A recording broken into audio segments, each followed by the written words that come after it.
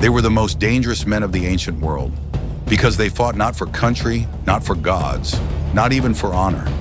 They fought only for coin, from the scorching deserts of Egypt to the marble palaces of Persia, from the rocky hills of Greece to the blood-soaked fields of Rome. Mercenaries stood at the center of history's greatest struggles. They were the sword that kings could buy, the shield that empires could rent. But they were never truly owned. One day they defended a pharaoh. The next they marched beneath the banners of his enemy. They were celebrated as saviors, cursed as traitors, feared as the storm that could turn the tide of war. And yet rulers could never resist them, because mercenaries offered what every king desired: instant power, ready-made skill, warriors forged in blood long before the battle began. But behind every contract lurked the same question, whispered in palace halls and war councils. If loyalty can be bought, how long before it's sold again? War has always demanded men. But what happens when kings and emperors run out of their own? They turn to outsiders, to strangers willing to fight for a price. These were the mercenaries, the soldiers of fortune, and their story begins in the world's earliest empires. In Egypt, more than 3,000 years ago, the pharaohs sat upon golden thrones, ruling a land both blessed and cursed. Their kingdom was rich, but it was surrounded by danger. Libyan raiders from the west, Nubian warriors from the south, and ambitious powers rising from Mesopotamia in the east. Egypt's own armies could not be everywhere at once, so the pharaohs reached beyond their borders. They paid the Nubians, renowned masters of the bow.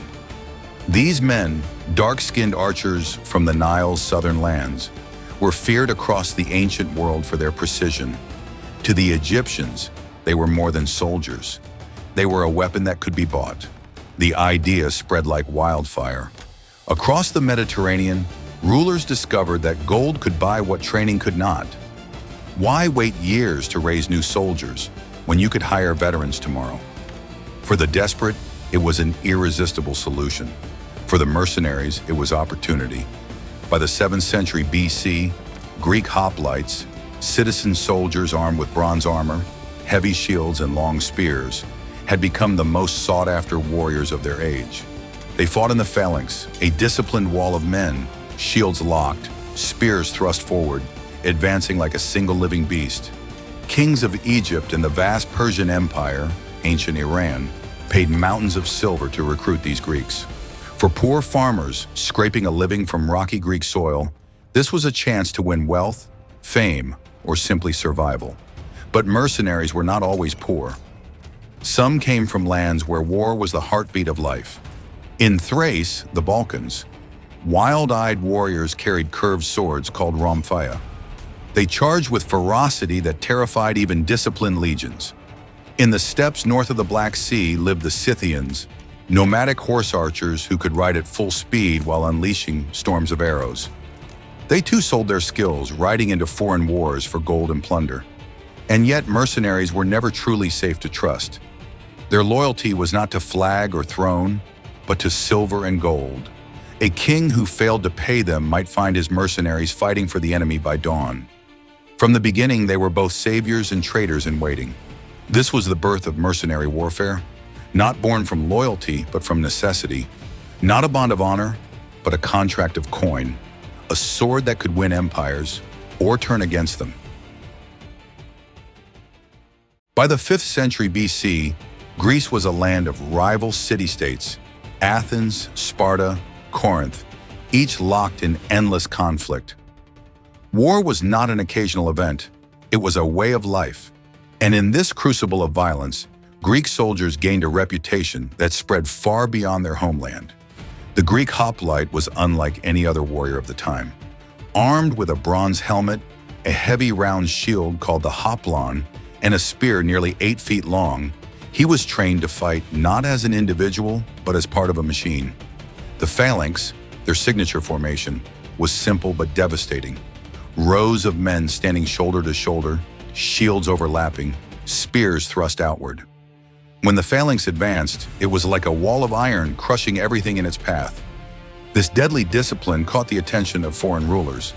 In Egypt, pharaohs paid Greek hoplites to serve as their royal guard. In the mighty Persian Empire, modern-day Iran, kings employed Greeks to fight in wars stretching from Asia Minor to Babylon. To them, the Greeks were the perfect tool, tough, organized, and deadly. But the most famous story of Greek mercenaries came in 401 BC. A Persian prince named Cyrus the Younger wanted to seize the throne from his brother, King Artaxerxes II. To win his gamble, he needed soldiers. And so he turned to Greece. From across the Aegean Sea, nearly 10,000 hoplites sailed east, hired with Persian gold. At first, the plan worked. The Greeks smashed through enemy lines at the Battle of Cunaxa near Babylon. But Cyrus himself was killed in the fighting. Suddenly, the mercenaries were stranded, leaderless, deep inside hostile Persia.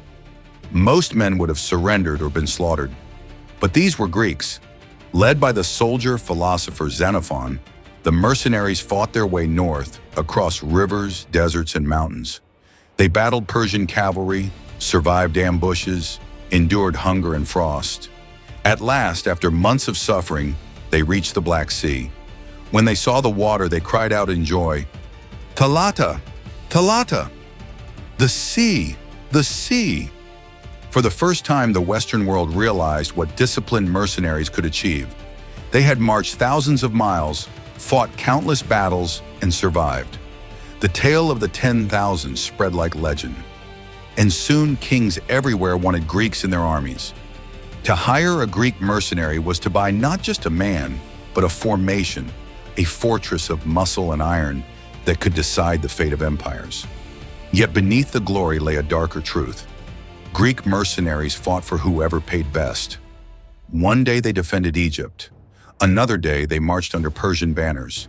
They were loyal only to their silver, and that made them as dangerous to their masters as to their enemies. Rome, the eternal city. By the 1st century BC, it was no longer just a city, it was an empire, stretching from the misty forests of Gaul to the deserts of Syria. Its legions, disciplined and relentless, were feared across the known world.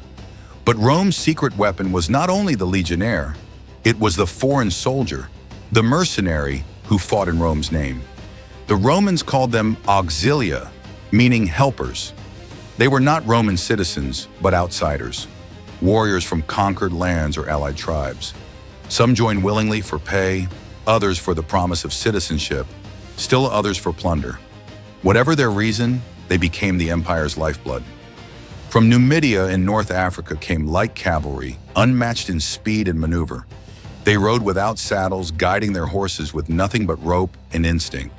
Against heavy enemies, they darted in and out, hurling javelins before vanishing into the dust.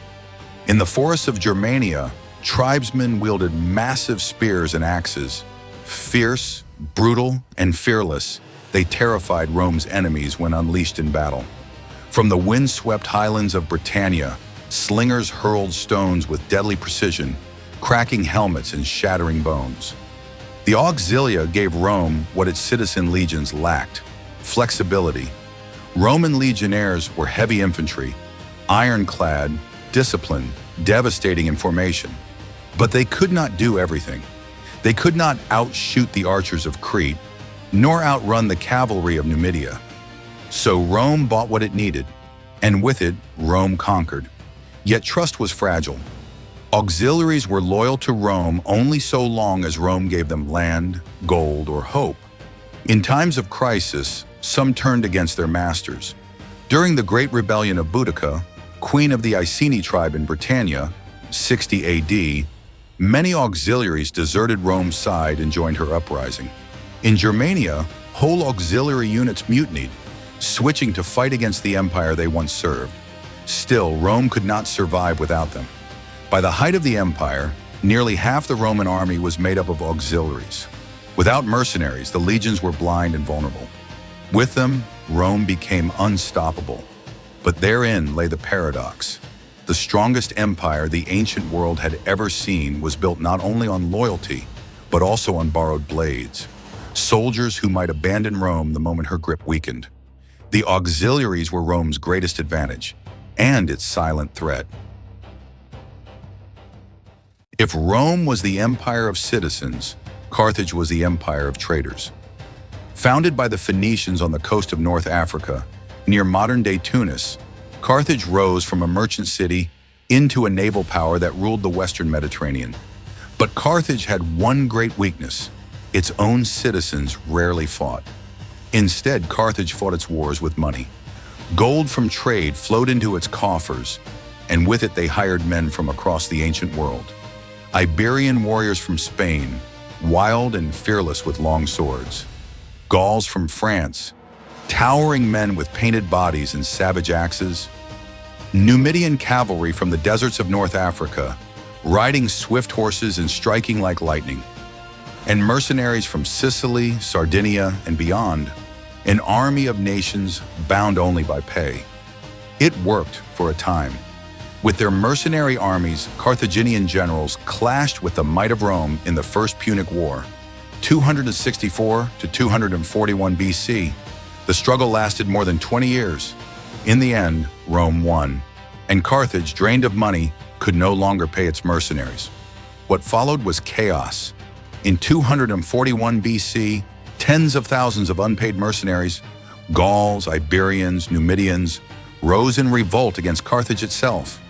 At first, it was a demand for wages, but quickly it became a war of vengeance. The mercenaries laid siege to cities, burned fields, and butchered civilians. This was the infamous Mercenary War, also called the Truceless War, because no mercy was given, no prisoners taken. Carthage, the city that had trusted outsiders to fight its battles, suddenly found itself surrounded by those very outsiders turned enemies. For 3 years, the revolt raged. Atrocities piled upon atrocities. Whole towns were massacred. Prisoners were tortured to death. Carthage teetered on the edge of destruction, not by Rome, but by its own former soldiers. Only through brutal determination did Carthage survive. General Hamilcar Barca, father of the famous Hannibal, took command. With cunning strategy and ruthless discipline, he crushed the rebellion. The mercenaries were slaughtered to the last man. Carthage endured, but the lesson was clear. Mercenaries could build an empire or destroy it from within. And for Carthage, this scar would never fade. When Hannibal later marched his mercenary army across the Alps to challenge Rome in the Second Punic War, the shadow of the Mercenary War still haunted the city. Every payment, every contract was a gamble with survival. When we think of mercenaries, we often imagine Greeks, Romans, and Carthaginians. But the East, China, India, and the vast steppes of Central Asia had its own traditions of soldiers for hire. Their stories are less familiar, but no less dramatic. In ancient China, during the chaotic Warring States period, 475 to 221 BC, kingdoms fought endlessly for dominance. Some rulers turned not only to philosophers and strategists, but also to wandering warriors.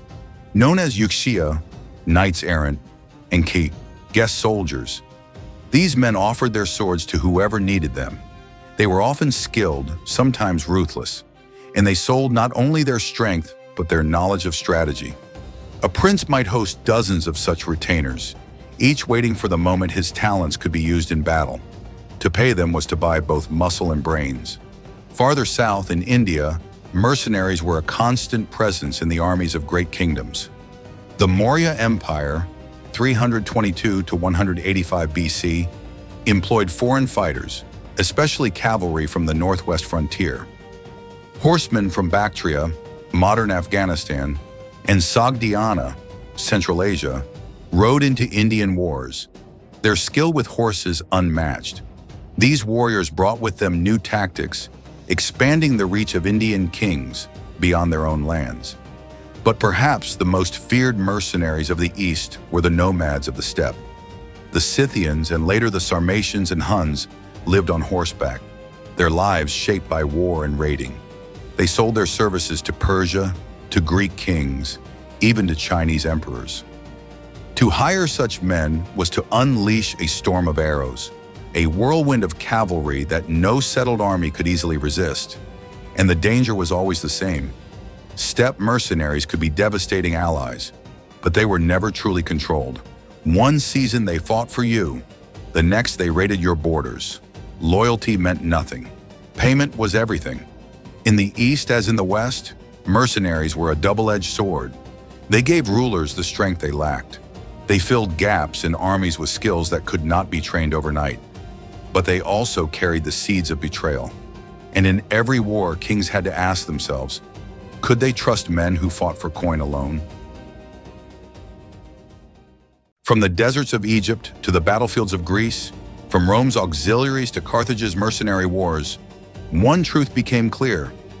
Mercenaries were both salvation and danger. They were the sword a king could buy, but never truly control. Their legacy did not die with the ancient world. It endured, reshaping warfare for centuries to come. In the Middle Ages, mercenaries roamed Europe in companies called condottieri. In the Renaissance, Italian city-states rose and fell on the backs of hired swords. Even today, in our modern age, private military contractors echo the same ancient bargain. Loyalty traded for coin. But the ancient mercenaries were different. They lived in a world where loyalty to the city, the tribe, or the king was sacred. To fight for money alone was both shocking and dangerously practical. They were respected for their skill, feared for their unpredictability, and hated for their greed. And yet, rulers could never ignore them. The Greeks proved that disciplined mercenaries could march across empires. The Romans showed that auxiliaries could build an empire greater than any before. Carthage learned with blood that mercenaries could also turn and nearly destroy the very masters who paid them. And the East revealed that this was no Western invention, but a universal truth of war. So what, then, is the legacy of ancient mercenaries? It is the reminder that power is fragile, that empires are not built only on loyalty and citizenship, but on the shifting sands of contracts, promises, and pay. And it leaves us with a question that echoes across history. If loyalty can be bought, can victory ever be certain?